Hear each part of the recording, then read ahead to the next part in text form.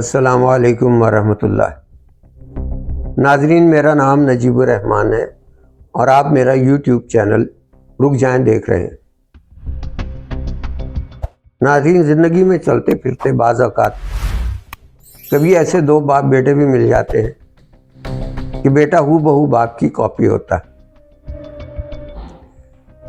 اور بڑی خوشی ہوتی ہے ایسے باپ بیٹوں کو دیکھ کر، اور باپ بھی ایسے بیٹے کو ساتھ لے کے بڑے فخر سے جا رہا ہوتا ہے۔ مگر ناظرین، ایک بات نوٹ کرنے کی ہوتی ہے کہ بیٹے پر چڑھتی جوانی ہوتی ہے اور باپ کی ڈھلتی جوانی ہوتی ہے۔ بیٹے کی جلد چمک رہی ہوتی ہے، بیٹے کا کمپلیکشن گلو کر رہا ہوتا ہے، بیٹے کے بال گھنے ہوتے ہیں، چمکدار ہوتے ہیں، خوبصورت ہوتے ہیں، اور باپ کے بالوں میں سفیدی جھانکنا شروع کر دیتی ہے، چہرے پہ جھریاں نمایاں ہوتی ہیں، اور جو جلد ہے وہ گلو نہیں کرتی، چمکتی نہیں ہے۔ کچھ زندگی نے تحریر بھی کیا ہوتا ہے، کچھ تھکاوٹیں لکھی ہوتی ہیں، کچھ محنتوں کے آثار ہوتے ہیں۔ باپ کی جو یہ ڈھلتی جوانی ہے کہاں جاتی؟ کہ باپ کی ڈھلتی جوانی اولاد میں آ کے بولنے لگ جاتی، مگر باپ یہ سب کچھ بڑی خوشی سے دیتا ہے۔ وقت کے ساتھ کیا تبدیلی آتی ہے باپ میں؟ جو بچے بڑے ہوتے ہیں تو جو بچوں کی جو کامیابیاں اور کمالات ہیں وہ باپ کو اپنی کامیابی اور اپنے کمالات لگتے ہیں، اور زندگی میں جو اس کی اپنی کامیابی اور کمالات ہوتے ہیں وہ ان کو بھول جاتا ہے۔ اپنی خوشی کو اب اس کے لیے خوشی نہیں رہتی، اس کے لیے اولاد کی اچیومنٹس میں خوشی ہوتی ہے، اولاد کی کامیابیوں میں خوشی ہوتی ہے، اور وہ ان خوشیوں کے سہارے اپنی ڈھلتی ہوئی جوانی کو روکنے کی کوشش کرتا ہے۔ اگر اولاد اچھی نکلتی ہے تو باپ دیر سے بوڑھا ہوتا ہے، اگر اولاد بری نکلتی ہے تو باپ جلدی بوڑھا ہو جاتا ہے، کیونکہ اس کو اولاد کی طرف سے خوشی نہیں ملتی۔ مگر یہ معاملہ اکیلے باپ کا نہیں ہے، ایسا ہی معاملہ ماں کا ہے۔ بیٹے اور بیٹیاں ان دونوں کی زندگی کا کل سرمایہ ہوتی ہے۔ کبھی آپ بیٹی اور ماں کو بھی ساتھ ساتھ دیکھیں، ایک جوان بیٹی کو اور اس کی ماں کو، ماشاءاللہ چہروں کا بہت فرق ہوتا ہے۔ ماں کی آنکھوں کے ارد گرد سیاہ ہلکے بھی ہوتے ہیں، تھوڑی سی اس کی سکن بھی لٹکنے لگ جاتی ہے، گلے میں ایک گلاسو بھی بنا ہوا ہوتا ہے، اس کے علاوہ جسم بھی بہت مختلف ہو چکا ہوتا ہے، صحت بھی ویسی نہیں ہوتی، لیکن بیٹی بالکل صحت مند، خوشحال، ہنستی کھیلتی مسکراتی ہوتی ہے۔ یہ ساری خوشیاں اس کو ماں باپ نے دی ہوتی ہیں۔ مگر یہاں ایک المیہ ہے جو انسانی فطرت کا المیہ ہے۔ اس وقت جس وقت اولاد زندگی کے اتنے لطف اٹھا رہی ہوتی ہے، جس وقت اولاد عین شباب میں ہوتی ہے، ماں باپ اسے بہت کچھ دے چکے ہوتے ہیں۔ چھوٹے سے بچے کو جو کہ اپنے بھی قابل نہ تھا، اگر ماں 2 دن کے لیے بھی اسے چھوڑ دیتی تو خود سے زندہ نہیں رہ سکتا، اسے ماں گود میں پالتی ہے، اپنے خون سے بنا ہوا دودھ پلاتی ہے، اپنے ساتھ سلاتی ہے، اس کی گندگیوں کو صاف کرتی ہے۔ باپ اسی طرح ان دونوں کا، ماں کا اور بچے کا خیال رکھتا ہے، ان دونوں پہ سائبان بن کے رہتا ہے۔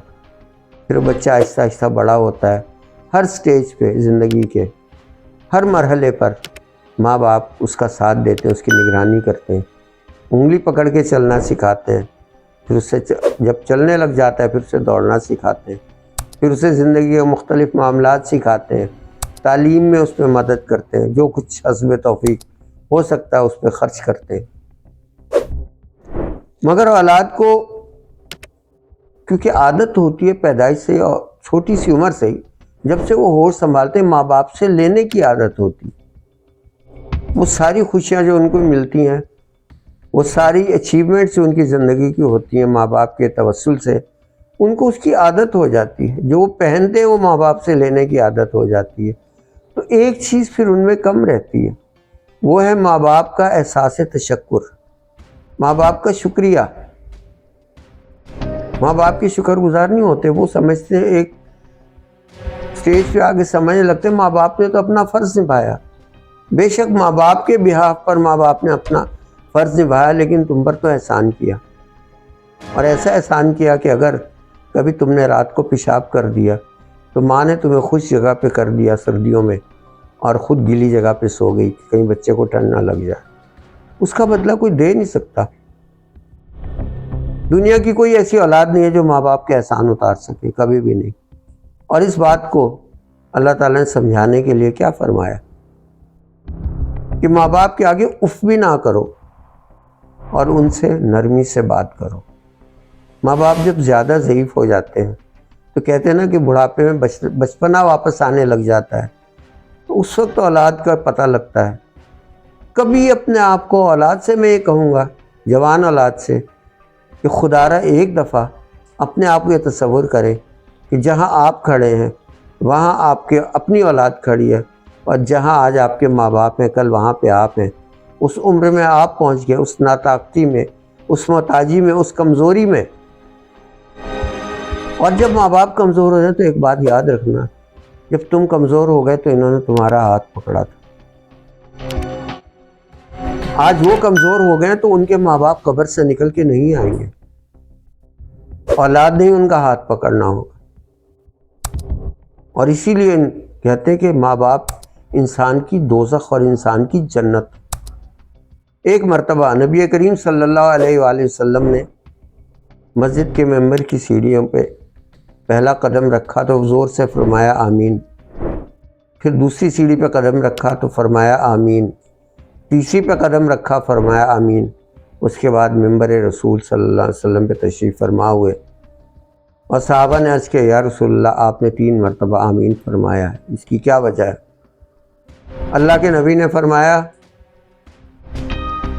کہ جبرائیل علیہ السلام میرے پاس آئے تھے اور آپ نے بد دعا کی اس شخص کے لیے کہ جو بڑھاپے میں اپنے ماں باپ کو پائے اور ان کی خدمت کر کے اپنی مغفرت نہ کروا لے۔ نبی کریم جبرائیل علیہ السلام کے ہلاک ہونے کا کہنے پر نبی کریم صلی اللہ علیہ وسلم نے فرمایا آمین۔ اس کے علاوہ 2 دوسری آمین جو کہیں تھی وہ الگ موضوع ہے، وہ کسی اور وقت اس کا ذکر کریں گے۔ بہرحال ماں باپ سے متعلق یہ بات، تو ان کی ضعیفی میں ان پہ رحم کھانا سیکھو۔ انہوں نے تم پر رحم کیا، اللہم ارحمہما کما ربیانی صغیرا۔ اللہ تعالیٰ نے ہمیں دعا بھی دے دی، جب اپنے ماں باپ کے لیے دعا کرو تو یہ کہو یا اللہ ان پر رحم فرما، اس طرح جس طرح انہوں نے میری بچپن میں پرورش کی۔ یہ ہمیں پھینک دیتے، ہم کیا کر لیتے؟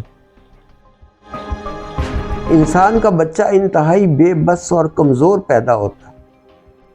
تم زندگی کی کسی عمر میں بھی ہو، 10 سال کے بچے ہو، 8 سال کے بچے ہو، 15 سال کے ہو، 20 سال کے ہو، جب کسی دودھ پیتے شیرخوار بچے کو دیکھو جو بہت چھوٹا ہو، 2 مہینے کا ہو، 3 مہینے کا ہو، پڑا ہوا ہے، وہ نہ اٹھ سکتا ہے نہ بیٹھ سکتا ہے، نہ خود سے کچھ کھا سکتا ہے نہ پی سکتا ہے، صرف 2 دن کے لیے ماں پیچھے ہٹ جائے، باپ پیچھے ہٹ جائے، چھوڑ دیں اس کو اکیلے کمرے میں، مرا ہوا ملے گا، وہ باہر بھی نہیں آ سکے گا کمرے سے۔